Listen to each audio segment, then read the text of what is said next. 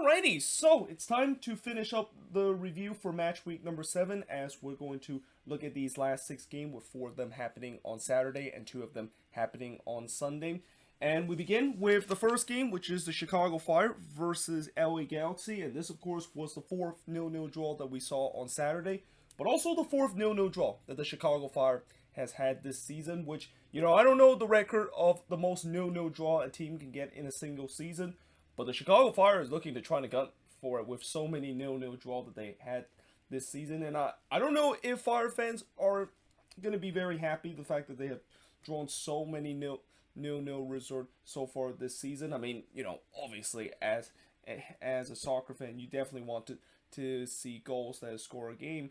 And the fact that, Fire fans haven't really seen their team score a lot this season, it's kind of frustrating, but at least the good news is they only have lost once this season, and that they've only conceded 2 goals so far this season, which is now the best defensive record in MLS because, they were tied with Seattle, and I'll talk about later, Seattle did concede a goal in that game against Inter Miami.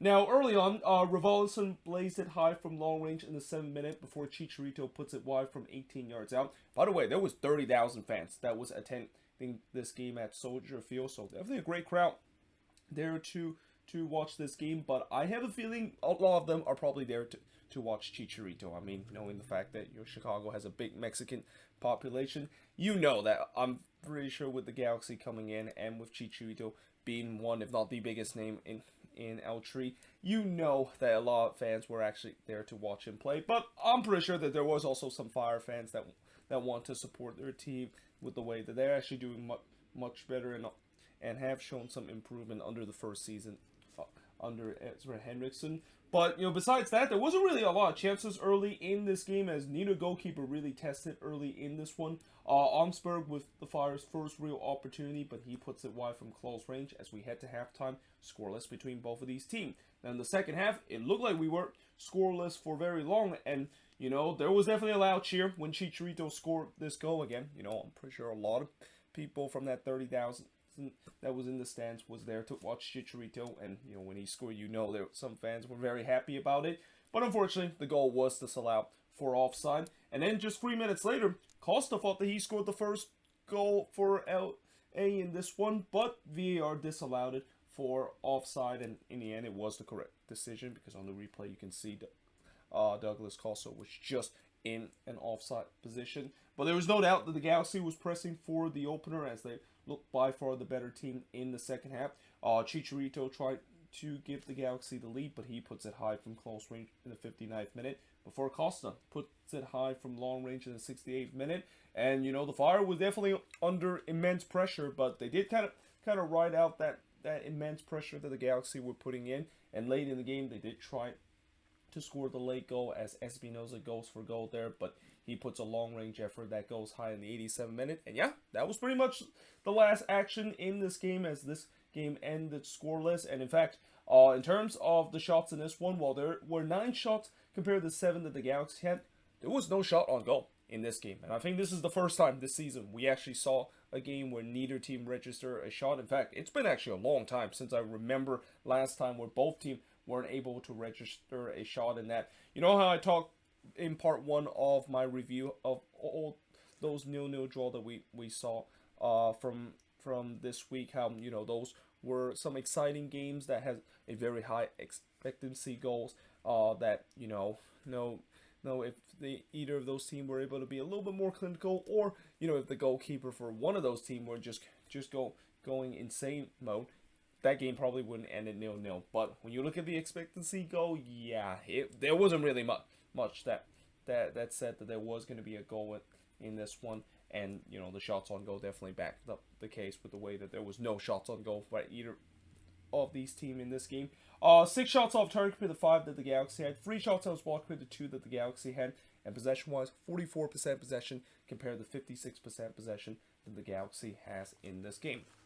But now, moving on, in terms of the next match, we got DC versus Austin, and for DC, they blew it. They simply blew it in this game against Austin, as, it looked like for sure that they were going to get a much-needed win, and then the last 10 minutes happened. But in the first half, before for DC really just kind of capitulate, they actually got off to a good start, and they thought they scored the opening goal of the game in the 6th minute when Kamara puts it into the back of the net, but the goal, of course, was disallowed for offside. And then Hopkins getting his first start for DC, the homegrown for this DC team. He thought he scored his first career MLS goal, but unfortunately he puts that one wide, and I thought DC was just all over Austin early in this game, and they finally got their deserved goal in the 26th minute as Ola Kamara would score from Naha and Gresso to give DC United a 1-0 lead. Now, Kamara did take off his shirt here, and apparently he had a message that was, I forgot what it was, but it was to pay tribute to one of his family member that unfortunately passed away just a couple of weeks ago.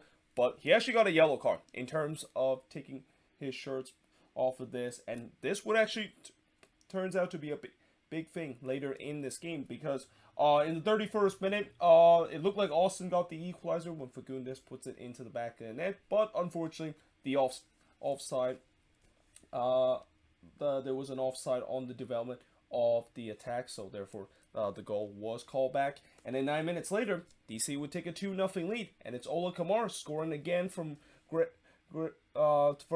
Gresso and Durkin to give DC a 2-0 lead. But in many ways, this was just terrible defending from Austin in the box, and maybe even classic defending for Austin in the box. I mean, I know this season, I know that this was kind of one of the biggest Achilles heel for this Austin team, but for most part, they actually have not looked that bad on the defensive end.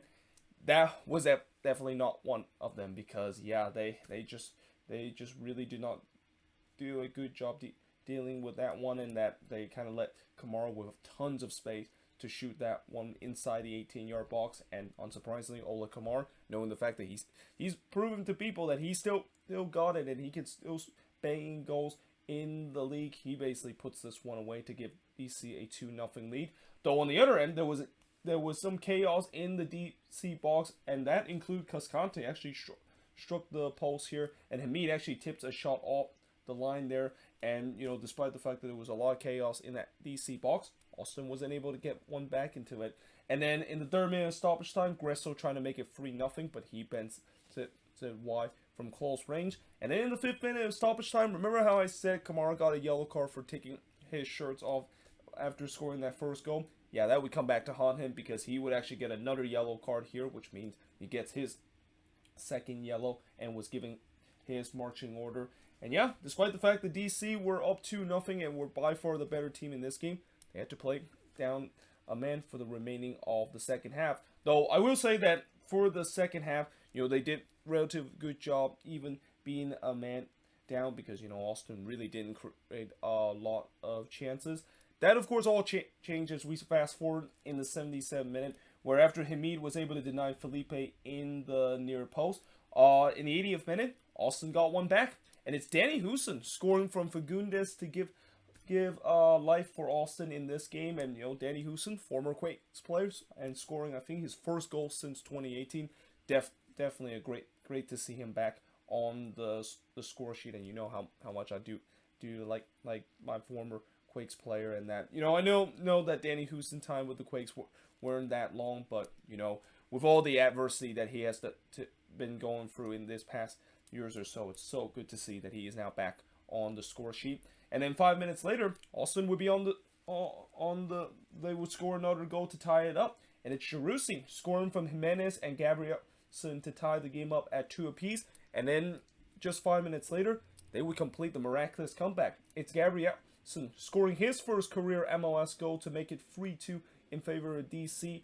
He scored here for Fagundes and Finley to give Austin a 3-2 lead. But in many ways for Hamid, he would not want to look this one back, because this one was really hit right to Hamid, and that with the caliber of a goalkeeper that Bill Hamid is in MLS, he has to save that one. That has to be saved there, and it wasn't. Austin of course take the lead, and it absolutely stunned the 15,000 or 20,000 so that was inside Audi Field in this one, as in the end, Austin with a miraculous comeback in this one one to win 3-2 against DC, and the shots in this one, 15 shots per the 11 that DC had, 4 shots on goal per the 2 that DC had, 7 shots off target per the 6 that DC had, 4 shots that was blocked per the 3 that DC had, and possession-wise, 60% possession compared to 40% possession that DC has in this game. And like I said, for DC, you know, they just simply blew it in this one. Like, they should have got a win in this game,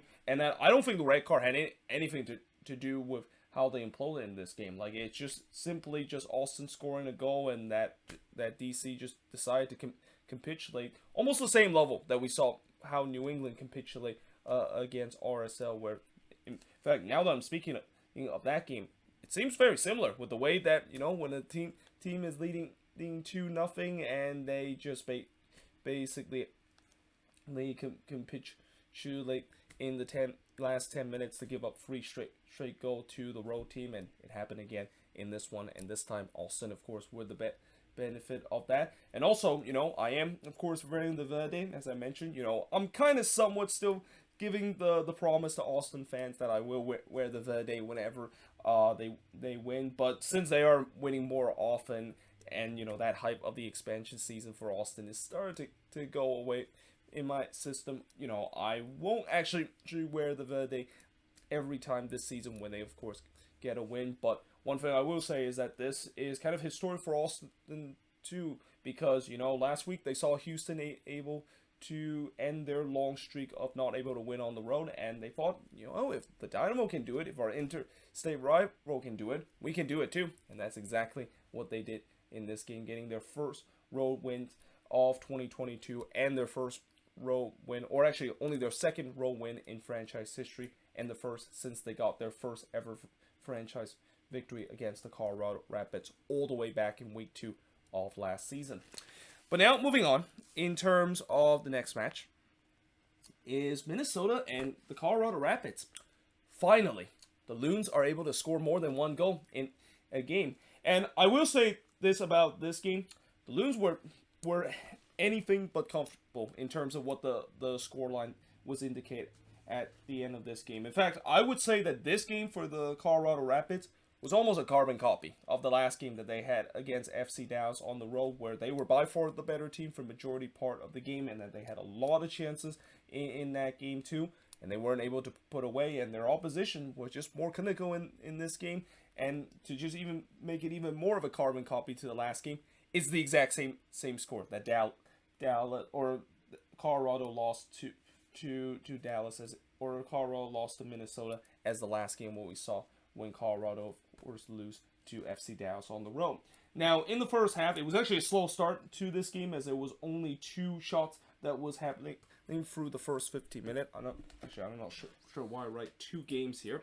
What I meant was there's actually only 2 shots that was happening in the first 15 minutes of this game, and I think that isn't a big surprise, because, you know, Minnesota, they definitely have known to have slow starts in their game, though I think it is kind of a bit rare to see them get off to such a slow start at home, because usually at home, that's when they always tends to start off fast, and on the road, that's when they, of course, get the slow start. But I guess this is kind of the nature of the Rapids, because I feel like every Rapids game that I've seen this season, most of the time they always get off to a slow start, or their game against their opponent for the first 15 minutes, there really isn't much that has happened. But in the 15 minute, there was the first big opportunity, as Dane Sinclair was able to deny Lewis from close range before he denied Estevez in the back post in the 20th minute. I mean, I can't tell you how big Dane Sinclair was in this game. Like, he basically put on a very similar performance that he did on the road against when the Loons play against the Red Bulls, and that if it wasn't for him, Minnesota probably wouldn't won this game after this one. But Colorado, though I thought at that point found their stride early and were looking for the opener.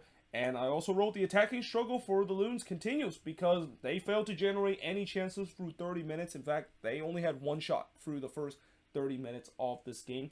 Fragapane did get the second shot for Minnesota, but he flicked it high from close range. Before there was actually no red card that was awarded to Jack Price, as VAR basically downgraded this one to a yellow. Now, I only watched the condensed highlights of this game, and unfortunately on the condensed highlights, or actually not the condensed highlight, but the highlights that the league YouTube website has, which is those 8 minutes highlight that they put on their YouTube channel, and they did not show exactly why this, of course, is a red card. In fact, they really did not do a good job in terms of editing this highlight. Like some of these highlights that I saw from this game on the league YouTube page was just all over the place. But yeah, the Rapids were fortunate to not go down a man, and I guess maybe for Minnesota it's kind of unfortunate that they weren't up a man, because knowing the fact that last season when this team were up a man, it's almost like a curse for them, because they just always struggle when they went up a man, and that include last season when they did play against the Rapids, where they were also a man up, and they end up losing 3-1 at home against the Colorado Rapids at Allianz Field. Now, just 6 minutes later, Minnesota would take the lead, and it's Dibasi scoring his first goal this season from Reynoso to give Minnesota a 1-0 lead. I mean, Yarbrough, I feel like he should have done better there. I mean, it was a decent header from Dibasi, but it was one that I feel like William Yarbrough could have kept it out. But nevertheless, it was a big goal for Minnesota, and also a big assist for Reynoso too, who I thought this was by far the best game that Reynoso has played. And I've already mentioned before that it's getting close to that point where if Reynoso does not keep turning up for this team, you got to think that he need to be benched from this team. And in this one, it seems like maybe he heard my message of how he is threat to be benched from this Minnesota team, because again, he played probably the best game this season for the Loons in this one. But unfortunately, that lead wouldn't last long, as Rubio would tie the game up at 1 apiece right on the stroke of halftime. Now, originally this goal was disallowed, but they go to VAR to check to make sure whether or not when Dibasi did trying to kind of cut that one out. Did he intentionally did so? And yes, he did. I mean, he clearly intentionally trying to cut that ball away. And even though Rubio was in an offside position, when a defender intentionally trying to flick away a ball from a dangerous area, it basically resets the offside. So therefore, the goal counts, and the game was tied up at 1 apiece as we head into the second half.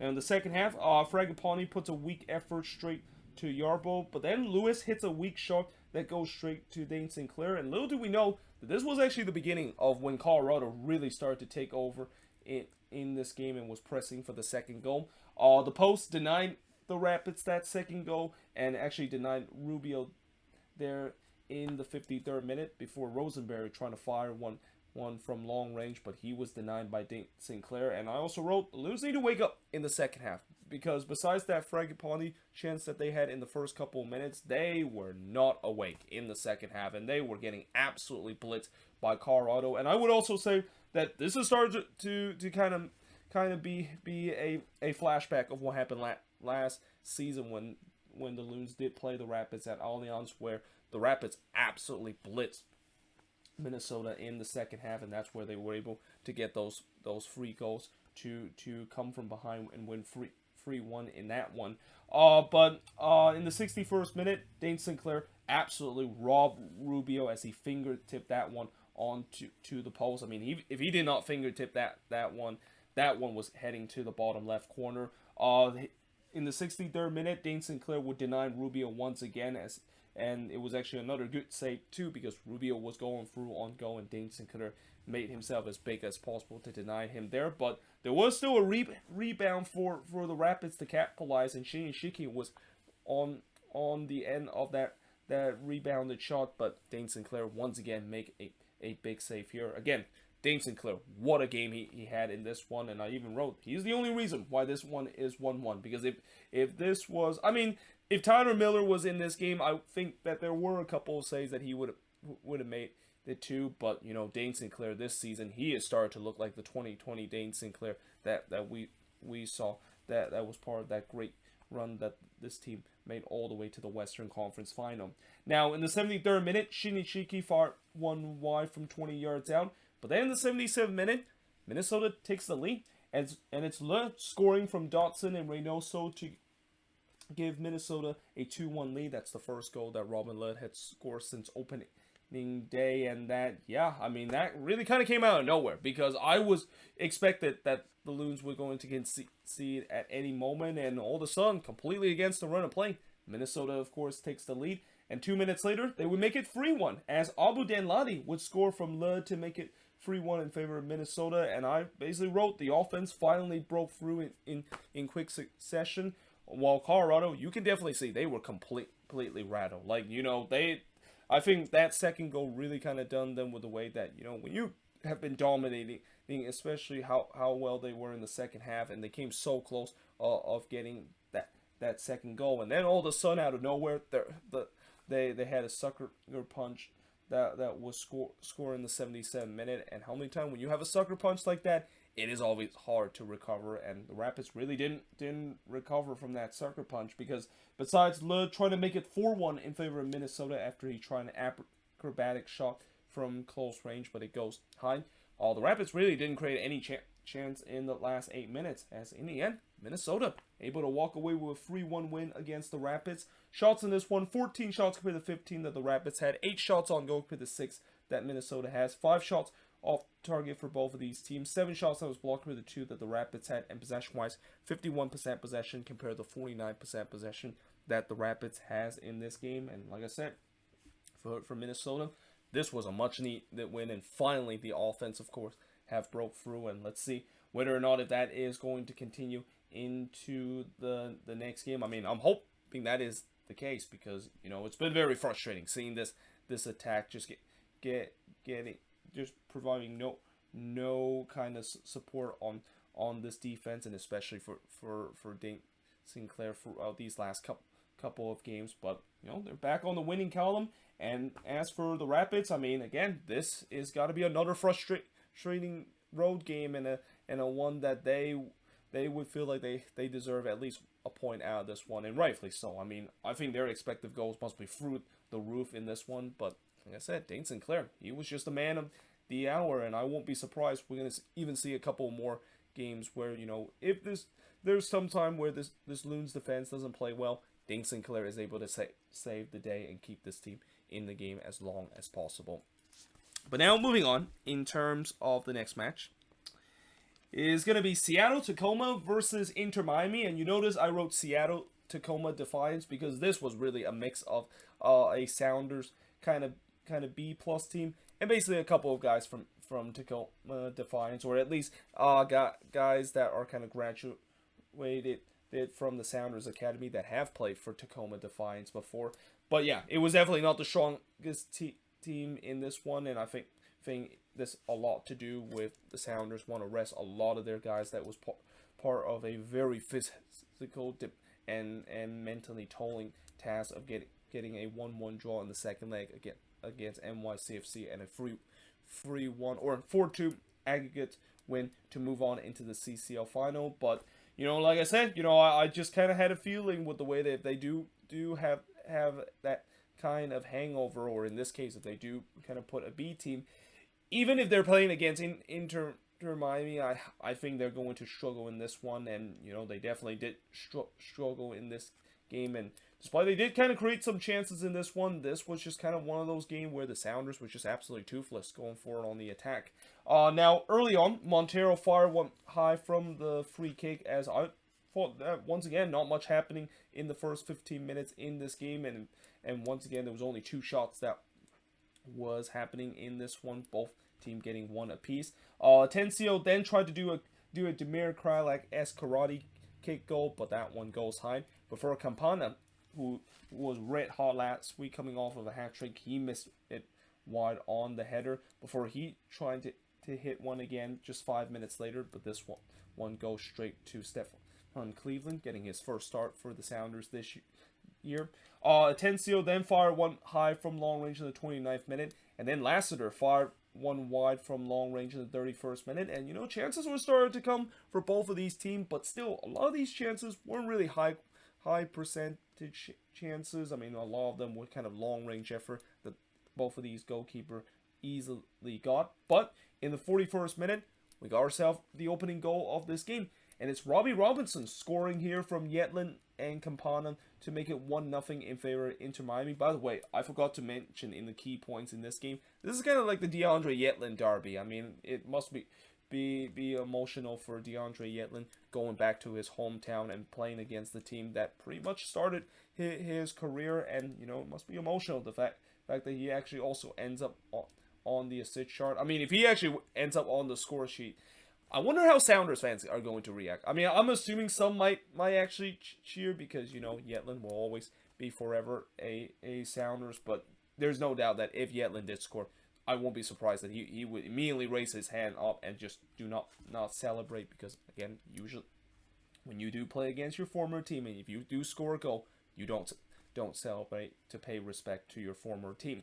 Now, in the 42nd minute, there was a shout for a handball for the Sounders that was not given, as we had to halftime with Miami taking a 1-0 lead. And in the second half, I noticed the heavens definitely opened up in Seattle. I mean, it was pouring down at Lumen's Field, so much so that that you can definitely hear the sound of rain being caught on the mic. Montero then puts it wide from close range in the 51st minute as the Sounders, they started to kind of dominate possession, and Miami was looking to trying to counter and kind of try to do what road team usually do when they go up 1-0, and especially a team that is a heavy underdog on the road would do, which is just try to protect the lead and trying to get a surprising 3 points. Rodon did try to head one in, but just missed it in the 59th minute before he had a looping header that goes wide in the 69th minute. In the 70th minute, the Sounders no doubt started to bring in the cavalry as Rui Diaz and Rusnak come into this match. And again, this is why I still put the Seattle Sounders as part of the name besides Tacoma Defiance, because they did still play some Sounders player and eventually sub in some of their main player.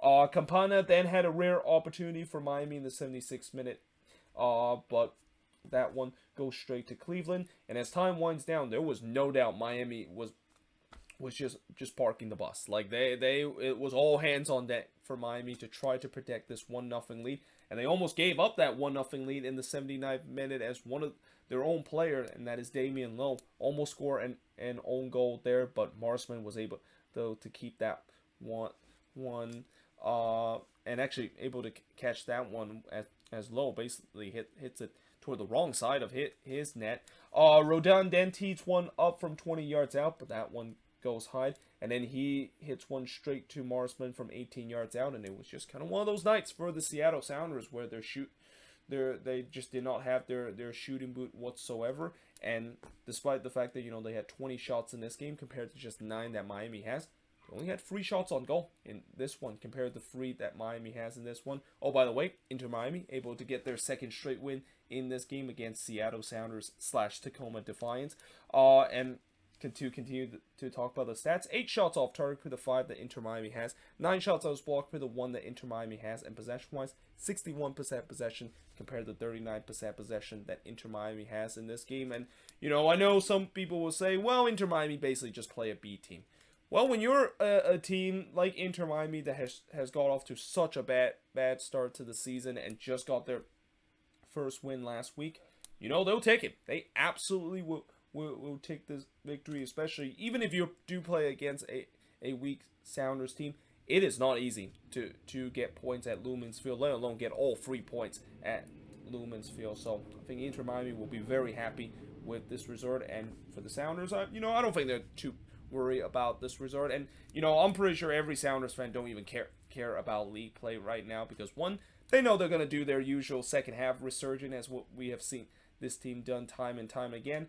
And 2, their main focus is definitely CCL, and rightfully so, because again, they have a chance to make it history in just a couple of weeks against Pumas to become the first MLS team to win the CONCACAF Champions League. But that being said, I am now going to switch boards and look at the last 2 games that happened in terms of match week number 7 and also the Sunday game that happened yesterday. So moving on, we got NYCFC and RSL. So unlike how the Seattle Sounders kind of suffer a little bit of a hangover from that dramatic win in the CCL semifinal, NYCFC surely did not in this game against RSL. In fact, it felt like they were a team on a mission and that they were playing angry mode in this one after suffering that heartbreak in the semifinal of the CCL. And also they're maybe trying to show some personal level after RSL kind of troll them about the tiny 2021 MLS Cup champion banner that NYCFC basically put at Yankee Stadium. And again, no offense to NYCFC, that banner definitely looked a little bit embarrassing with the way how tiny it is. And I think also recently they have put a much bigger banner of what would have been the outfield or not just the outfield, but the center field of Yankee Stadium. But yeah, RSL tried to troll NYCFC of that tiny banner, and NYCFC and especially Tati Castellano took it personally, because after McMath was able to rob Thiago from point blank range in the 8th minute, on the very next play, and the Yes Network didn't even show the full sequence of this ball that was delivered into the box, but on the cross from Santi Rodriguez, Castellanos was able to be at the end of that one and puts it in to give NYCFC a 1-0 lead. And then just 6 minutes later, it will be 2-0 in favor of NYCFC. And it's the two Thiagos on the score sheet and on the assist chart, as Thiago Andrade would score from Thiago Martins to give NYCFC a 2-0 lead. I think that's the first time we see the two Thiagos ends up on the score sheet and also on the assist chart. And I think it's going to be much rare to see that happen, because both of these players are kind of playing on opposite side of their position, with Thiago Andrade they playing on the attack and Martins as a center back. But it's a great moment to see a rare sequence where the two Thiagos for NYCFC get on the score sheet and also on the assist chart. Just 15 minutes later, McMath denied Parks after just a bad turnover from RSL, and I even wrote all NYCFC in this game, and this could get really ugly for RSL. And indeed, it was going to get ugly, because in the 38th minute, a penalty was given to NYCFC after Parks was brought down in the box by Tay Smith, which Castellanos was able to put away the penalty in the 40th minute to make it 3-0 in favor of NYCFC. And little do we know that that's only half of the goals that NYCFC would score in this one, because in the second half, it will be 4-0 in favor of the host, as Thiago Andrade scoring his second goal from Santi Rodriguez to make it 4-0 in favor of NYCFC. 2 minutes later, another penalty was awarded to the home team, as Castellanos was the one this time being brought down by Orozco, and he would actually step up in the 57th minute to complete his hat trick to make it 5-0 in favor of NYCFC. And I believe this is his second or third hat trick that he have scored for NYCFC this season, because I know for sure that he scored a hat trick last season on his way of winning the Golden Boot. McMath then denied Pereira from close range in the 77th minute.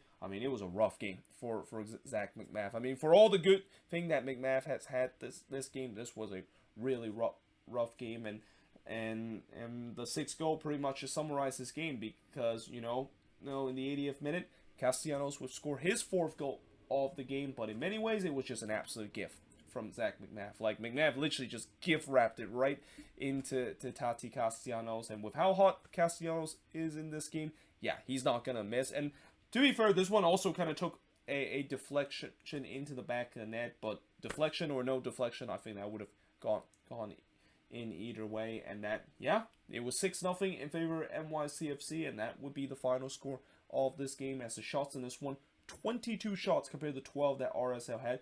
12 shots on goal compared to 5 that RSL had. It was a firing squad in front of that RSL net and in front of Zach McMath net in this one. Only 5 shots off target compared to 3 that RSL had. 5 shots that was blocked compared to 4 that RSL had. And possession-wise, 56% possession compared to 44% possession that RSL has in this game. And again, NYCFC, they were just angry in this game after what happened on Wednesday. And unfortunately for RSL, they were just kind of in the way in this one and getting absolutely demolished in this game by NYCFC in this one. But now moving on into the last game on this board is Sporting KC versus LAFC, and not only the last game on this board, but the last game of match week number 7. And unsurprisingly, LAFC able to bounce back from that El Tráfico loss against the Galaxy by winning 3-1 against Sporting KC. Though, I will say that it didn't look like it was going to be comfortable for LAFC in this one. And in fact, if you actually watch this game, it wasn't really that comfortable of a win for LAFC, because there was time that Sporting KC had some good moment in this one, and it kind of was the case from right off the bat as Russell flashed one wide from close range in the 3rd minute before he puts one into the stands from the free kick. And like I said, they started the first half the better side.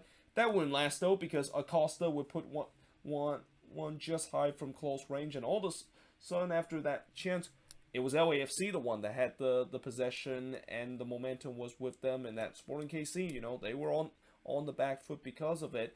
Murillo then blasts one into the stands in the 34th minute, before in the 37th minute, SKC actually scored against the run of play, and it was actually an own goal that was credited to Palacio there to give Sporting KC a 1-0 lead. I mean, this one was a shot from Johnny Russell from close range, and originally I thought, how in the world did Johnny Russell able to score from such a tight angle? Oh, it turns out that actually took a wicked deflection off of Palacio, and yeah, therefore of course the own goal was given to him. But Sporting KC, a team that has really struggled this season to score a goal, they don't care if the opposition score a own goal in this one, because they have the 1-0 lead in this one. But that lead didn't look like it was going to last long, as LAFC thought that they got the equalizer in the 40th minute, but the goal was disallowed because Mamadou Fall fouled Melia in the box, and also insert all the jokes about how Melia was going to do a body slam on Mamadou Fall after what happened in that game against the Sounders. And also, if there was actually any Sounders fan watching this game, they must be very triggered about if Melia was about to do the same thing to Fall as what we saw last season, of the same thing that, oh god, I forgot which Sounders player was it that just got body slam. I think it was Rodon, the one that just got body slam in that one, but in this one it did not happen. But I'm pretty sure there's going to be a lot of reference everybody was going to mention when that play happened. But in the 43rd minute, LAFC once again came close to equalize as Arango struck the post on the free kick. But then, on the same sequence, Arango would actually score from Fall and Palacio to tie the game up at 1 apiece. And that was the scoreline as we head into the second half. And I think in the second half, in the first couple of minutes after there was a shout for a penalty from LAFC that was not given, I think John Champion mentioned the fact that, LAFC, with all the momentum that they had heading into halftime, it almost felt like they didn't want to head to halftime, and that that momentum kind of was killed heading into the second half, because Peter Vermes must have routed his team up, because they were the better team at least in the first couple of minutes. And Dembe missed wide from close range in the 53rd minute before Vela tried to cross that one in, but it goes straight into the 3-2-5-2. Shari then fired one just wide from close range before in the 69th minute. Tajuri Shradi might have just scored the goal of the week here, as he scored an absolute thunderous of a volley shot from outside the box from Palacio to give LAFC the lead for the very first time. I mean, if you didn't see this goal, go watch this goal. I mean, this is definitely a goal that it is going to win goal of the week. I mean, we've seen some amazing goals this week, but this is definitely going to be the goal of the week. And not to mention, LAFC is also one of those fan base that they will definitely not hesitate in terms of stuffing the vote ballot for goal of the week this week. But despite still having most of the possession for Sporting KC, they just kind of look slow and lackluster on the attack, which is kind of summarized Sporting KC this season, as they just have not got anything going on the attack. And then in the 75th minute, their fate was pretty much sealed in terms of getting a loss in this one, as Cifuentes would score from Morello to make it 3-1 in favor of LAFC. I think this is the first goal that Jose Cifuentes has scored in this one. He's been battling some injuries early this season, and it's good to see that he, of course, gets back on the score sheet. But again, that was pretty much game, set, and match for Sporting KC, because that Sporting KC is not going to come back from this with the way that they struggle on the attack. And not to mention, LAFC, at least this season, is not a team that blows 2-goal lead, especially at home. Wijanovic then hits one that goes wide in the back post of Sporting KC, trying to make it interesting.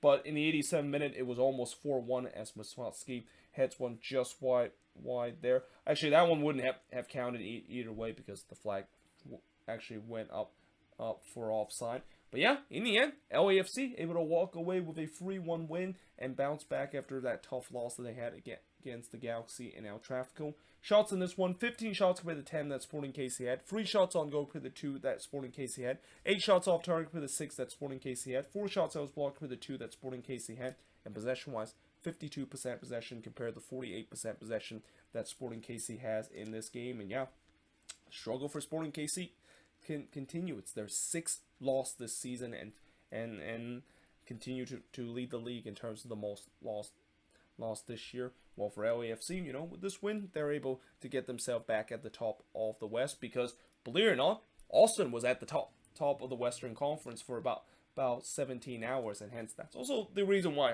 I'm wearing the Verde, because, you know, Austin fans are definitely making some noise, and they're definitely making a big deal that they are in for first place. And again, I know there's going to be a lot of people that will think that they're being a little bit too cocky with the way that they only play against easy opponent, but gotta give credit to Los Verdes. What a great start that they had in their second season, and that nobody kind of expected that this team was going to make such a big jump that they had after a relatively decent expansion season that they had last year. But either way, hope you guys enjoyed this video. If you do, make sure you guys do like, smash the subscribe button. Let me know in the comments below what do you think of both of these games, and also the last 4 games that I mentioned on Saturday as part of part number 2 of the review for match week number 7. But yeah, hope you guys enjoyed this video. If you do, make sure you guys do like, smash the subscribe button. And yeah, I of course will see you guys next time.